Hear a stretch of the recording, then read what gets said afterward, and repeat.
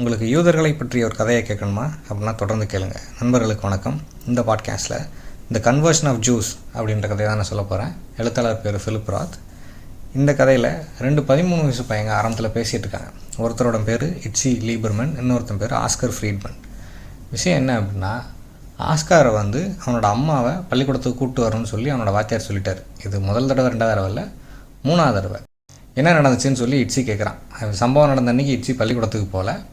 அப்போ நடந்ததை ஆஸ்கார் இட்சிகிட்ட சொல்லிகிட்டு இருக்கான்.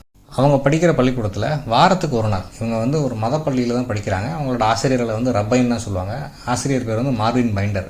வாரத்துக்கு 1 மணி நேரம் மற்ற விஷயங்களை பேசுகிறதுக்கான டைம், டிஸ்கஷன் டைம், வழக்கமான கிளாஸுகளுக்கு வெளியில் உள்ள டைம் அது.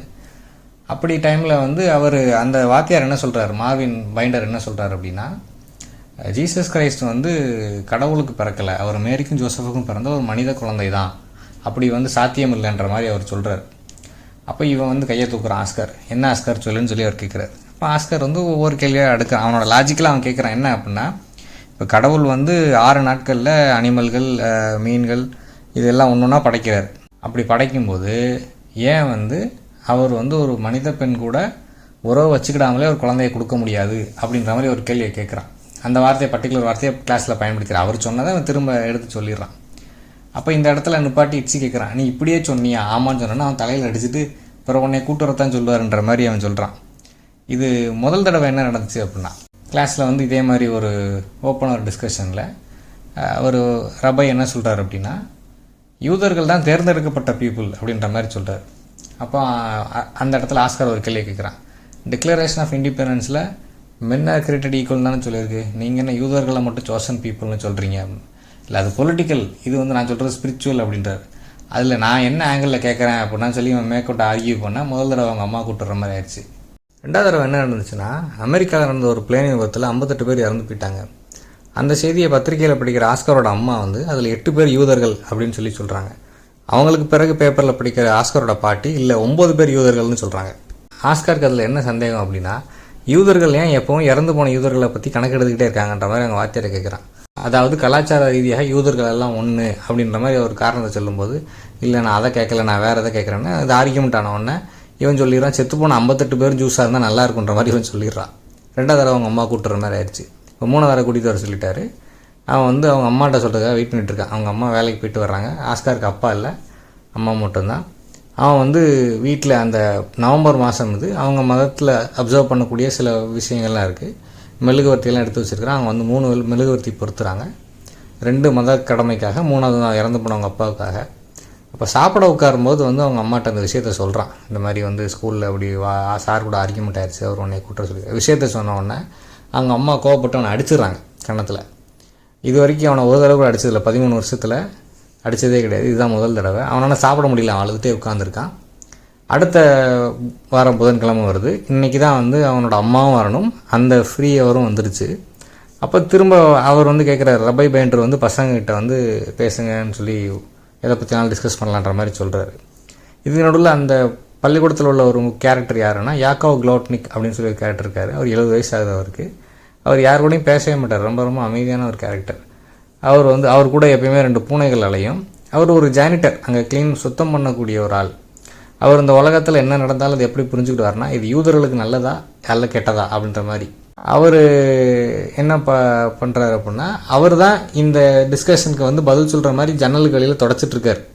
இங்கே யாரும் எதையுமே பேசலை. ஏன்னா இந்த வாத்தியார்ட்ட பேச பேச பிரச்சனை தான், வீட்டிலேருந்து பேரண்ட்ஸை கூட்டுற சொல்கிறாருன்னு சொல்லிட்டு மற்ற பையங்கள்லாம் அமைதியாக இருக்காங்க. அவர் திரும்ப ஆஸ்காரை நோக்கியே வர்றாரு. அவர் ஆஸ்கார்ட்ட கேட்குறாரு, சொல்லு ஆஸ்கார், உன் மனசில் படுறத சொல்லு, அசம்பிள் யுவர் தாட்ஸ், நீ சொல்லுன்னு சொல்லிட்டார். அப்போ அவங்க கேள்வி மாதிரி கேட்குறான், ஏன் கடவுளால் நினச்சதை செய்ய முடியாதுன்னு நீங்கள் சொல்கிறீங்க அப்படின்ற மாதிரி சொன்னோடனே, அதாவது அவனோடது அகைன் அதே ஆர்கியூமெண்ட்டுக்கு தான் வர்றான். 6 நாளில் அவர் அவ்வளோ விஷயங்களை படைக்கும்போது ஒரு மனித பெண்ணுக்கு குழந்தைய கொடுக்க முடியாதா அப்படின்றது அவனோட கேள்வி. அப்போ இது எப்படி ஆயிடுச்சு அப்படின்னா, அவரை கிட்டத்தட்ட உங்களுக்கு ஒன்றும் தெரியாதுன்னு சொல்லிடுறான். அப்படின்னு சொன்னோன்னே அவர் கோவப்பட்டார். ஒழுங்காக மன்னிப்பு கேளுன்னு சொல்கிறாரு. இந்த ஆர்கியூமெண்ட் அவர் அவனோட வாயை பொத்துறதுக்காக ஒரு கையை வேகமாக கொண்டு வரும்போது அவன் முகத்தில் இடிச்சிது, மூக்கில் இடிச்சிது அவரோட கை. இடித்தோடனே ரத்தம் அவன் சட்டையில் விழுந்துருது. ரத்தம் வந்தவொடனே அவன் கோவப்பட்டு ரப்பையை யூ பாஸ்ன்னு திட்டிட்டு ஓடிடுறான். அவன் ஒன்று அவனை துரத்திட்டே அவர் ஓடுறாரு. இவங்க படிக்கக்கூடிய இந்த பள்ளிக்கூடம்ன்றது ஒரு அண்டர் கிரவுண்டில் இருக்குது. சினகாக் முதல் தளத்தில் சினகாக்கு இருக்குது, அதுக்கு கீழே இந்த பள்ளிக்கூடம் இருக்குது. இவன் மேலே ஓடி வந்து அதுக்கு மேலே மாடிக்கு ஓடி அவன் அந்த ரூஃபுக்கு போயிடறான். போயிட்டு கதவை பூட்டிடுறான். பின்னாடி இவர் ஓடி வந்தார், இவர் ஏற முடியாதுக்கு முன்னாடியே பூட்டிட்டு போயிட்டான்.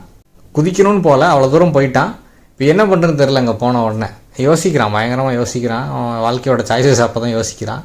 இவர் வெளியில் வந்து நின்று கூப்பிட்றாரு. முதல்ல மிரட்டுற மாதிரி தான் சொல்கிறார். ஒரு சர்வாதிகாரி வந்து கையை காட்டி மிரட்டுற மாதிரி ஆள் காட்டி வரல ஆட்டிக்கிட்டு சொல்கிறாரு, ஒழுங்காக கீழே இறங்கி வந்துன்ற மாதிரி சொல்கிறாரு. அவன் இறங்கி வர்ற மாதிரி இல்லை. 1 2 3 எண்ணு அதுக்குள்ளே வந்துடும்னு சொல்கிறார். அவர் 4 தடவை 3 எண்ண பருவம் அங்கேயே தான் நின்றுட்டுருக்கான். இப்போ இதை வந்து க்ளோட்னிக் பார்த்துட்டார். அவருக்கு என்ன தெரியும் அப்படின்னா வந்து பூனைகள் போய் எங்கேயா நின்றுக்கிட்டு வர முடியாமல் முடிச்சா ஃபயர் டிபார்ட்மெண்ட்டுக்கு ஃபோன் பண்ணால் வந்து ரெஸ்கியூ பண்ணுவாங்கன்னு தெரியும். அவர் ஃபயர் டிபார்ட்மெண்ட் ஃபோன் பண்ணிட்டார். இவர் இதுக்கு நடுவில் பல தடவை இவர் ரப்பை கூப்பிட்டு பார்த்தா ஆஸ்கார் கீழே வரல. ஃபயர் டிபார்ட்மெண்ட்டில் வந்தவொடனே அவங்க என்ன பண்ணுறாங்கன்னா வேகமாக போய் டியூப்ஸ் எல்லாம் வந்து அந்த ஃபயர் ஹைட்ரண்ட் கூட கனெக்ட் பண்ணுறாங்க.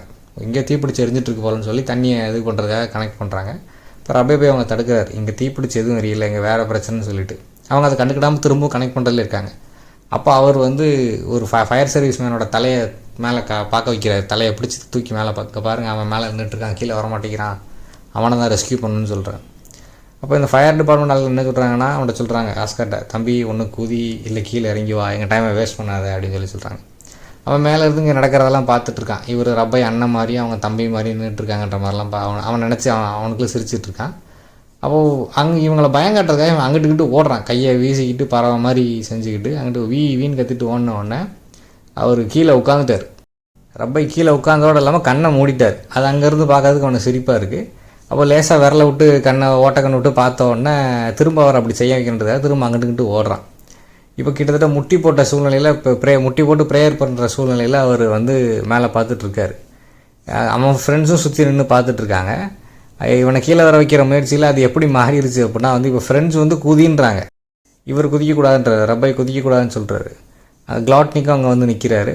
ஆஸ்காரோட அம்மாவும் அங்கே வந்துட்டாங்க. வந்துட்டு கேட்குறாங்க, வாட்ஸ் கோயிங்கான்றவன் என்னோடய பேபி அங்கே என்ன பண்ணுறான்னு சொல்லிட்டு கேட்குறாங்க. கேட்டுட்டு அவங்ககிட்ட சொல்கிறாங்க, டோன்ட் பி எ மார்டையர், நீ ஒரு தியாகியாக வேண்டாம், ஒழுங்காக கீழே இறங்கி வா அப்படின்ற மாதிரி சொல்கிறாங்க. ஆஸ்கார் அப்போ என்ன பண்ணுறான் அப்படின்னா அவங்க அம்மாட்ட சொல்லி, அம்மா நீங்களும் ரப்பை பைண்டர் மாதிரியே முட்டி போடுங்கன்னு சொல்கிறான். அவங்க ஒரு செகண்ட் யோசிச்சோன்னா முட்டி போடுங்க இல்லைனா குதிச்சிருவேன்னு சொல்கிறான். அவங்க முட்டி போடுறாங்க. அவனோட ஃப்ரெண்ட்ஸுக்கிட்டையும் சொல்கிறான், எல்லோரும் முட்டி போடுங்கன்னு சொல்கிறான். அவங்களையும் முட்டி போட வச்சுட்டான். க்ளாட்னிக்கிட்டையும் சொல்லி அவரையும் முட்டி போட வச்சுட்டான்.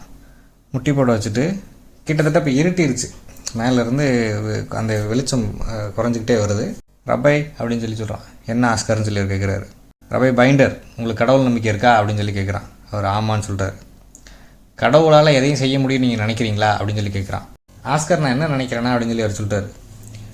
கடவுளால் எதையும் செய்ய முடியும்னு சொல்லி என்கிட்ட சொல்லுங்கன்றார். அவர் யோசிக்கிறார். யோசிச்சுட்டு கடவுளால் எதையும் செய்ய முடியும்னு சொல்லிட்டார். கடவுளால் மனித பெண் கூட உறவு வச்சுக்கிடாமலே அவளை குழந்தை குடிக்க முடியும்னு சொல்லுங்கன்னு சொல்கிறான். அவரால் முடியும் அப்படின்னு சொல்கிறார். நீங்கள் சொல்லுங்கள்.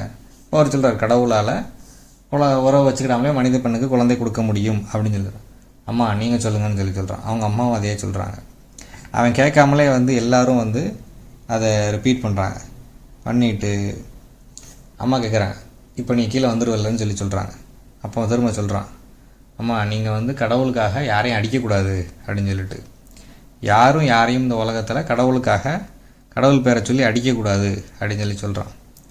சொல்லிவிட்டு எல்லோரும் ஒரு அமைதி ஆகிட்டாங்க. கிட்டத்தட்ட வந்து எல்லாரையும் மதம் மாற்றம் பண்ணுற மாதிரி ஒரு நிகழ்ச்சி நடந்து முடிஞ்சிருச்சு. அவன் வந்து ஒரு தேவதூதன் போல் மேலேருந்து கீழே இறங்கி வரான், குதிக்கிறான். நெட்டில் பிடிச்சிட்டாங்க. அதோட இந்த கதை முடியுது. வெவ்வேறு கடவுள் நம்பிக்கை உள்ளவங்களுக்கு மத்தியில் நடக்கக்கூடிய அந்த பூசல் பற்றின ஒரு விமர்சன கதை தான் அது. ரொம்ப பகடியும் நுட்பமான விவரணைகளும் உள்ள கதை இது. வாய்ப்பு இருந்தால் வாசித்து பாருங்கள். இவ்வளோ நேரம் பொறுமையாக கேட்டதுக்கு நன்றி. வணக்கம்.